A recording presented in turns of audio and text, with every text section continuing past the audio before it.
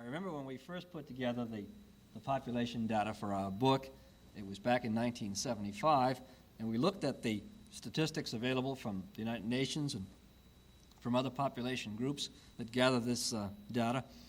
And it appeared at the time that that inflection point, the moment when the population growth rate began to slow, was going to occur in 1975, the year we were writing our book. And I remember Herman Kahn, who is a big, huge fellow. You may have seen him on TV, 350 pounds. He wears an Amish beard around his chin, sitting in his office, and he's a bit of a patriot and a nationalist, sitting in his office there, kind of ruefully shaking his head, that inflection point could not occur in 1976, the year of the American bicentennial. And then suddenly his eyes lit up, and he suggested a new public policy program for Hudson Institute called Sex in 75. We'd all go out and do our bit that year, and we'd try to push the inflection point up 1 year to 1976, the year of the American bicentennial. Well, we would have been way off, because as we got more data, and this, of course, is an area that's very subject to the quality of the data and the amount that you get, we discovered that the inflection point had occurred even earlier, probably in 1965. And so it seems that we are headed inevitably toward eventual zero growth and a stabilized population. Now, this is a great moment in human history. It may be the greatest event in the history of the planet. We have turned a great corner. We will not turn back. And yet still, I think, it has gone almost unnoticed by the educated public. And you can find people who should know much better, getting up and talking about the exponential population growth, the population bomb, talking about the 10 billion people that we're going to have by the end of this year, or if you read the Global 2000 report for the president, the 30 billion people we're going to have next century. There's no way we could get those numbers. We could go out and we could operate like bunnies for the next 10 years. We still couldn't produce numbers of that kind. And yet, this is still part of the common wisdom today. And indeed, if the population did rise exponentially, then there would be disaster. It's hard to write any other scenario. But if it is slowing down now, as it definitely appears to be, then it doesn't mean our problems are solved, but it does mean that the possibility for solving them is not removed. All right, that's the evidence then for the turnover in rates of economic growth and population growth. The turnover that drives this scenario and that accounts for this great transition from pre to post-industrial. Now, I said there was another category of evidence, and that is, do we have adequate resources to supply at the high standard of living we project that enlarged population indefinitely into the future? And our argument there is yes, too. And let me deal with two kinds of resources that we need, new quantities of every day. We can reuse and repair our homes and automobiles or clothes, but we need new supplies of energy and of food every day. And they're both questions of great importance. We're all concerned with energy and have been for some time now, since at least the quadrupling of oil prices 6 years ago. And of course, we're all concerned about food, and particularly in this great food-growing state of Iowa, and in the activities involved in this great university. So let me talk about energy and food, and then I'll briefly allude to raw materials and pollution. And the argument here, of course, is that there are adequate supplies available. Let me take energy first. Now, our argument for energy says, first of all, that in the long run, prospects for energy are so good that we expect that future historians will look back with barely concealed amusement at our concern about an energy crisis during these years. They'll really wonder what the shouting was all about. We believe that by the middle of the 21st century, about 70 years from now, perhaps sooner, that we will have coming online eternal sources of energy. These will be some combination of solar, geothermal, and man-made fusion. Now, we don't know which will come first. We don't know which will be the most important. This will depend upon research and development. It'll depend upon the capital cost of installation of central facilities. But we do know that they are coming, and that once they are online, we never run out. The problem is solved, and it's solved for all time. Our energy worries are over. It's the short run that presents the difficulty. Our ability to get from the here and now, the dependency on fossil fuels that we have today, to that era of eternal sources sometime in the middle of the next century. Now, we argue that the uncertainty arises not because of supply. The uncertainty in the short term arises not because of supply, but instead because of a number of economic and political reasons. The supply is there for the transition to the eternal sources. And these sources for the transition are the very ones, the major ones we're using today: oil and natural gas in conventional and unconventional forms. The unconventional forms being the natural gas that does not come as a direct result of petroleum production, or the oil that comes, for example, from shale or from coal or tar sands. And in addition, coal and nuclear fission. Oil, natural gas, coal, and nuclear fission. Now, there are other sources that can be important: biomass, wind, hydro. But these are important only marginally or locally, where indeed they should be used. If they can be used locally, if a farmer can make his own methane and use it, fine, that's going to help relieve the pressure on the other sources. But we can't think of any of those sources as being major solutions to the problem. We're not going to become a solar energy society by the end of this century. We can't be because the technology isn't developed that far yet. And we can't be also for the very simple reason that our entire economic infrastructure is built on the use of hydrocarbons. And we're not going to destroy it suddenly to replace it with a society built on an energy source which is as yet unproven except for a few uses. So these other sources are important, but only marginally. The key sources for the transition are oil, natural gas, coal, and nuclear fission. And by almost any calculation,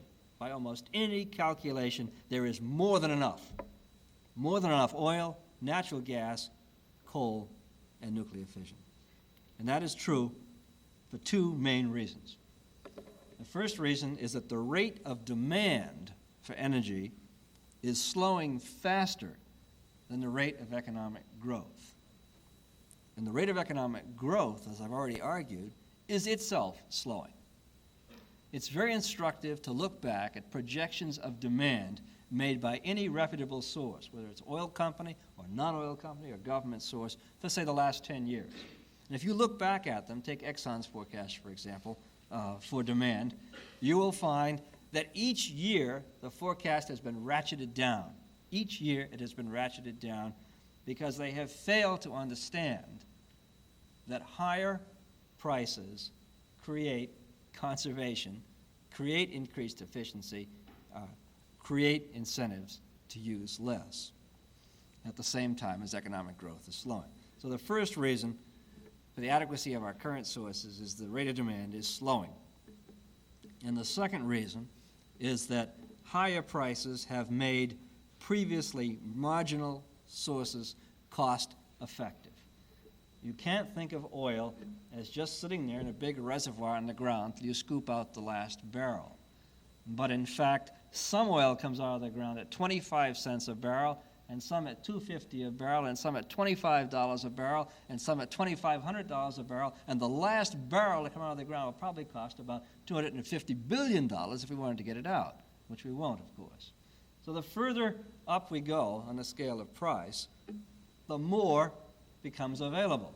And so as ironic as it sounds, the more we use, the more we have, because we do go increasingly to marginal sources as the price rises and makes those marginally sources viable. So those two reasons, and the rate of demand slowing and the higher prices making marginal sources cost effective, mean that our supplies are adequate. And I could break this discussion down and be happy to do so during the question period into specific fuels if you want and where they're going to come from. What is needed then? Well, what is needed and what is still lacking today, and one can't say for sure whether a new administration will change this. I don't think the indications are particularly strong that it will. But what is still lacking are adequate public policy measures to deal with the political problems and the economic problems that have slowed our ability to make use of this adequate supply of transitional sources. Now, what can hurt and what can make the problem even more difficult, of course, what can increase the uncertainty for the short term, would be a major interruption in a currently important supply. Now, we've had two of these in the last 6 years. In 1973-74 because of the Arab-Israeli War, in 1979 and into this year because of the Iranian Revolution. And we are now witnessing a third interruption, the interruption of some 3 million barrels a day in export from Iraq and the small amount that was still coming out of Iran because of the war today between those two countries. Now, we have not yet had evidence of panic buying, as we did in the previous two cases, because first, demand is lower, and secondly, the Saudis and some of the other OPEC and non-OPEC nations have increased their production to make up the shortfall caused by the cutting off of the Iranian and Iraqi supplies. And also because during the last crisis, we built up very extensive stockpiles, and those still exist and are being drawn down a little bit. However, if you look carefully at the oil market today, you see that the spot price of oil, that's the price for the oil that is bought not under contract, about 5% of the world's oil out of Rotterdam, that spot price is back up above the contract price. It's $40 a barrel now, and even more in a couple of cases. And also we find that all the price cutting, implicit price cutting and discounting that was going on before the Arab-Iraqi war, that has ended. And in fact, now premiums are being demanded by the OPEC suppliers and some of the non-OPEC suppliers.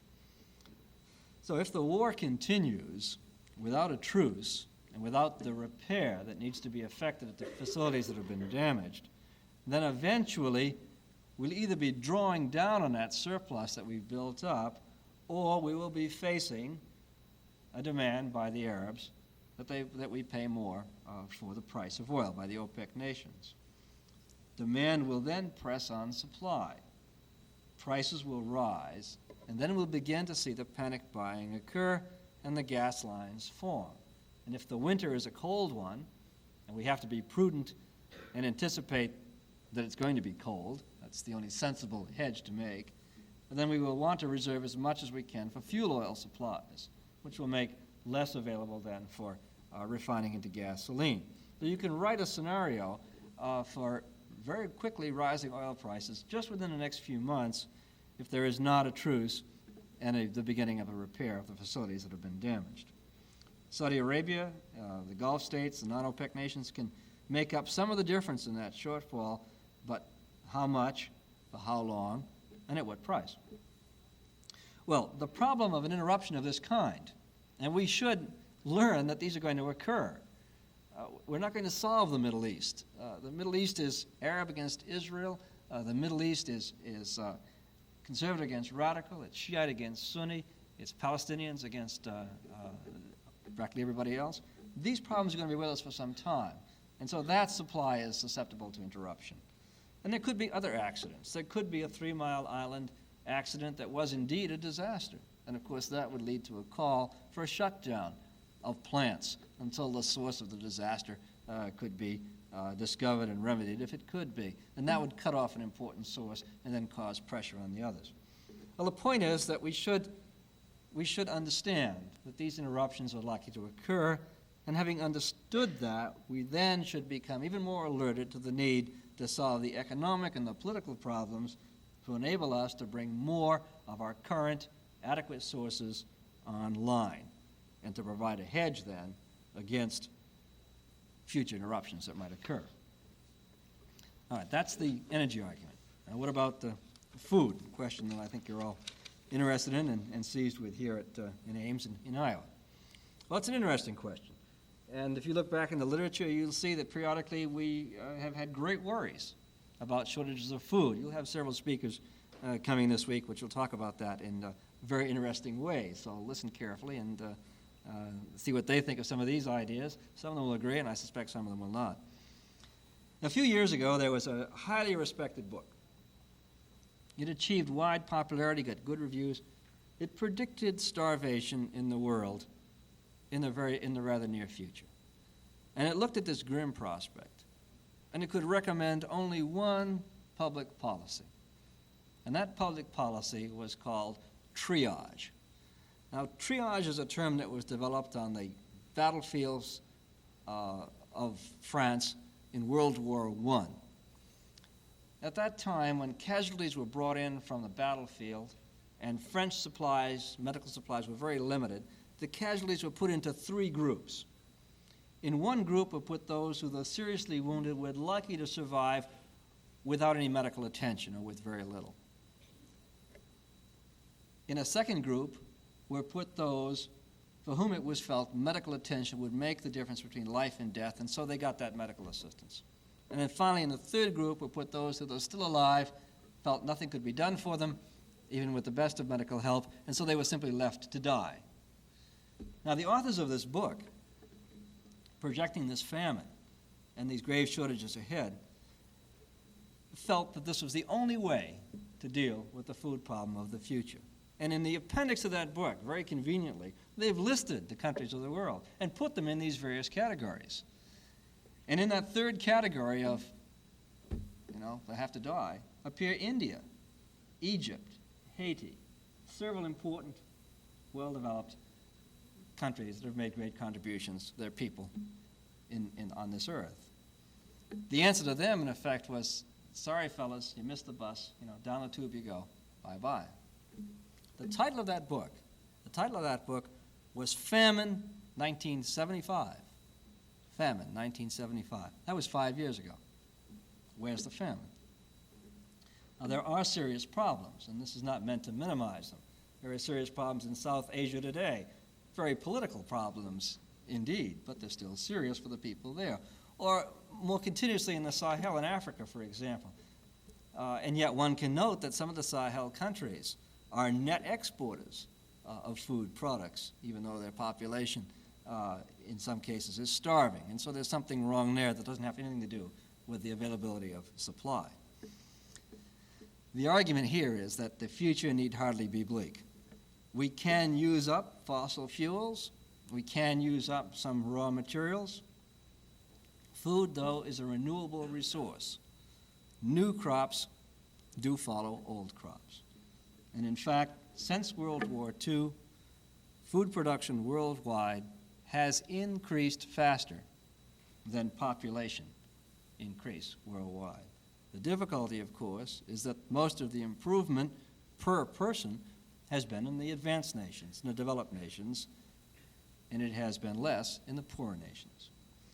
Now, what our scenario does in our book and in our studies is to estimate requirements for that future asymptotic population of 10 billion people. Actually, we did it in several scenarios, including one for 30 billion people.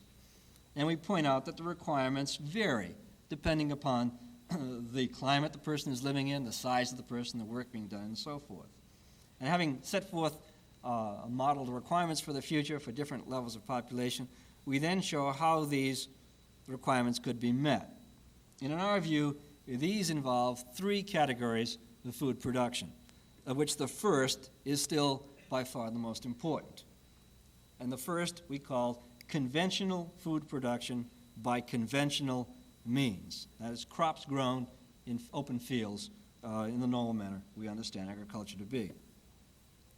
This can be enlarged still by expanding acreage, by multi-cropping, and particularly by increasing yield per unit of land, and doing so increasingly through high technology, low energy advances, such as breeding for better nitrogen fixation or for improved photosynthesis, or insect and disease control increasingly by genetic means rather than through pesticides and other chemical means.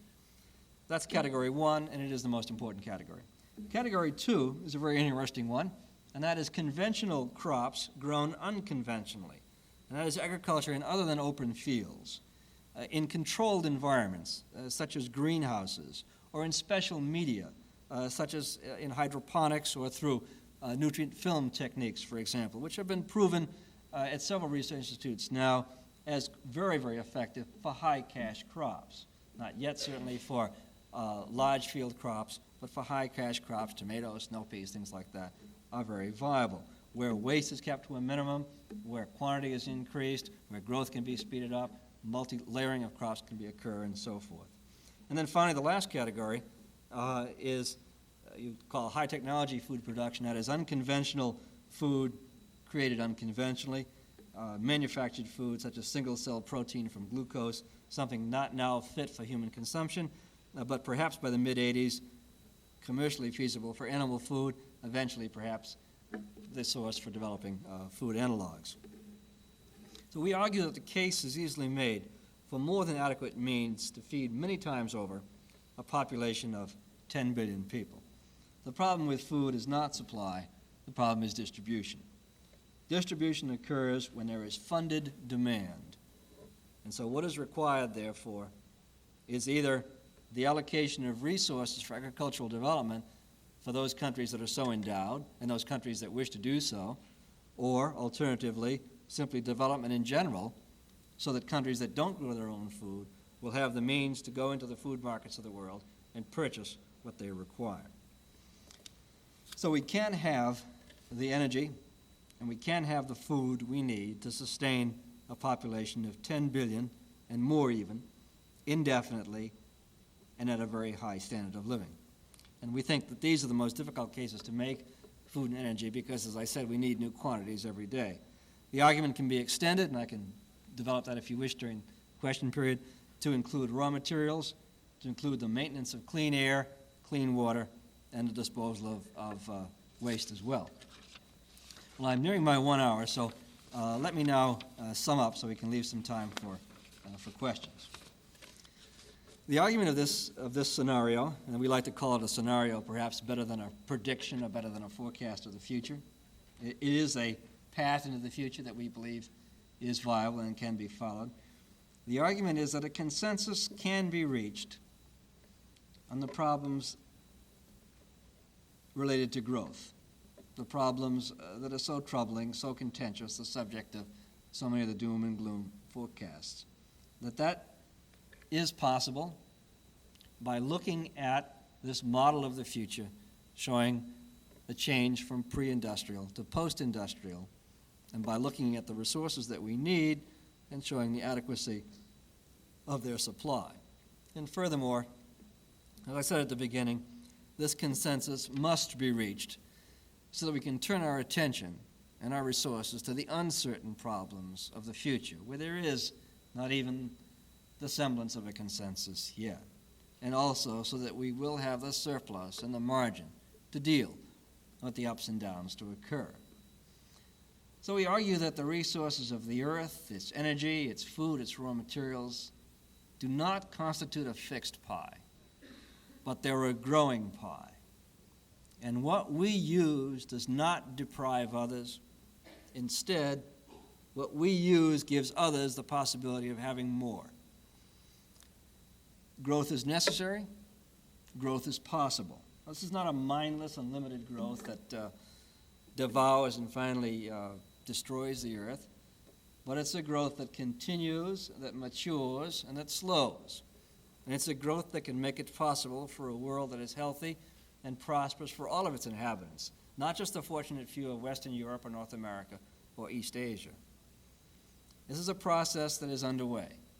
It need not be interrupted. It should not be interrupted, any more than you would try to stop the growth of a 12-year-old, 5-foot boy out of fear that if you did not, at the age of 24, he'd be 10 feet tall. So let me conclude on this note of hope and optimism. That's the note I want to leave you with. That's the note that our studies at Hudson leave us with. Let me conclude with a metaphor. You may have heard it because it's popular with the doomsayers and the gloomsayers. And what this metaphor does is to depict the 5 billion year physical history of the Earth so far as a 24-hour day.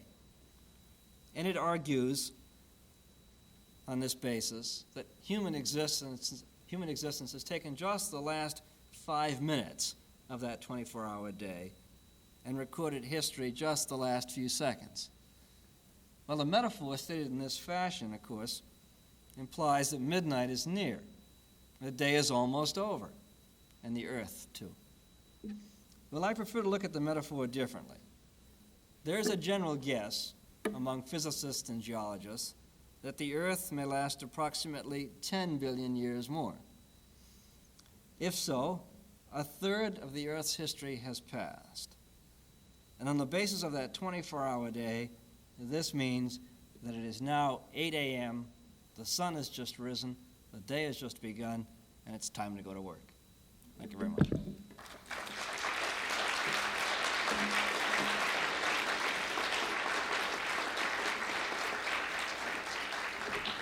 Okay, thank you, Dr. Martell, for an excellent and very inspiring talk.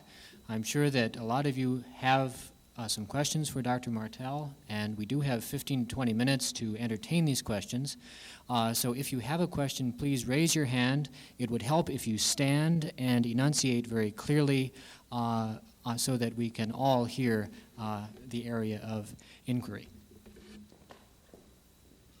See, right back in the center there.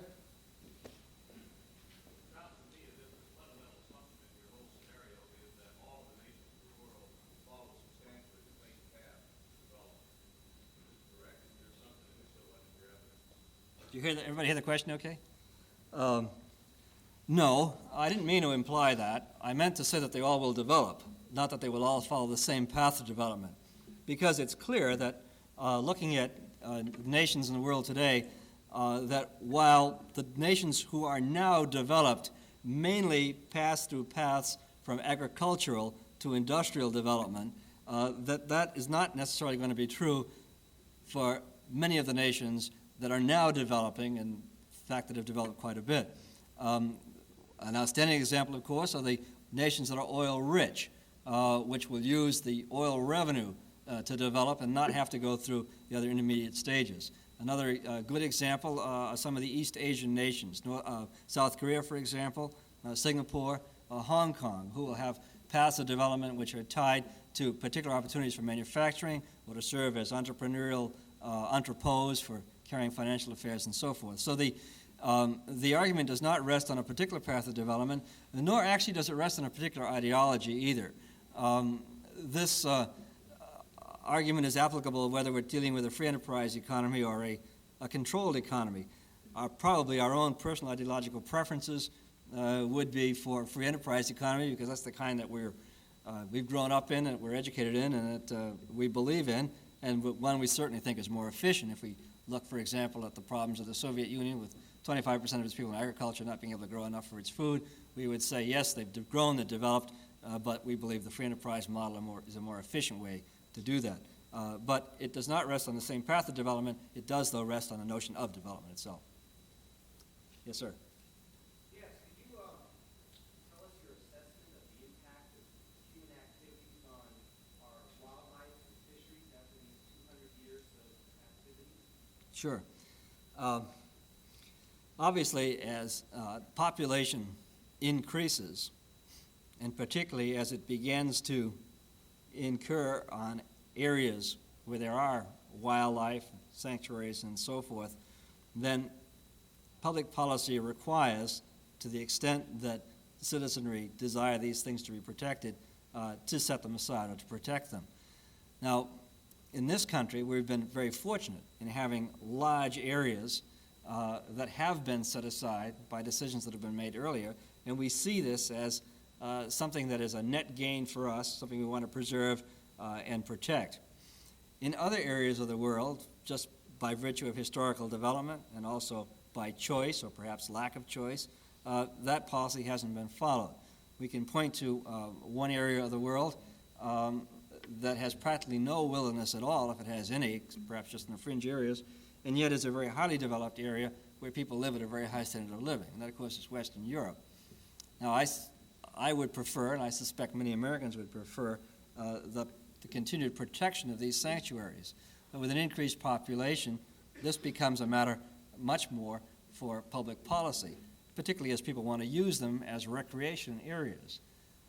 You begin to see things like rationing of space or reservations in public parks and some of the national forest areas for camping and so forth.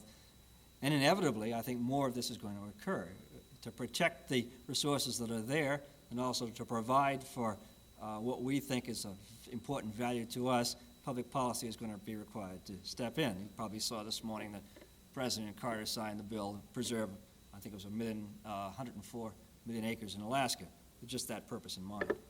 So I would hope it'd be enlightened enough to deal with that as we go along. Someone else? Yes, sir. Passing an inflection point, even if you don't come to second, doesn't imply boundary growth. So I don't see why you're optimistic when you observe the passing of an inflection point. Well, what's the inflection point by definition marks a slowing of the rate of growth. So the total accumulation then is slowed. If your population, instead of going like that, goes like that.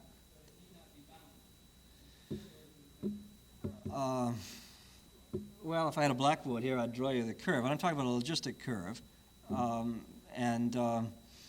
If you have a rate of growth that, if we draw a curve this way, and we have a zero rate of growth, and we rise up, say population, for example, to a rate of growth of, say, 2.1%, which is the highest rate we reached in worldwide population, and we slow back down to zero rate of growth, we eventually get a stable population, unless, of course, we lengthen out life indefinitely or to the point of immortality. And then all the people who are alive stay alive and don't die. That's the only way I can see where the number would continue to rise up to larger and larger dimensions. Well, you and I need a blackboard up here, but all right. But the argument based on population is that